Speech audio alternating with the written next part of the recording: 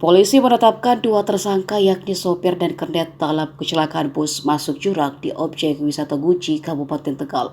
Penetapan tersangka itu setelah polisi melakukan gelar perkara atas kasus kecelakaan yang menyebabkan dua penumpang meninggal dunia dan puluhan luka-luka. Dari gelar perkara tersebut terungkap berdasarkan hasil pemeriksaan saksi ahli dari Hino bahwa bus pariwisata PO Duta Wisata dengan nopol B7260 CGA terparkir dengan rem tangan yang mengunci dan juga roda sudah terganjal. Kesalahan sopir karena meparkir kendaraan di medan yang memiliki kemiringan sampai 8 derajat. Ditambah kontur tanah yang tidak padat, lalu beban penumpang yang berada di atas bus sehingga membuat roda belakang berputar secara perlahan.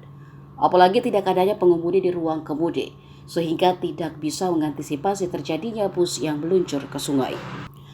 Kabid Humas Polda Jateng, Kombes Pol Iqbal Al-Kudusi membenarkan penetapan tersangka sopir dan kernet tersebut. Keduanya disangkakan pasal 359 KUHP, barang siapa karena kesalahannya atau kealpaannya menyebabkan orang lain mati, diancam pidana penjara paling lama 5 tahun atau pidana kurungan paling 1 tahun.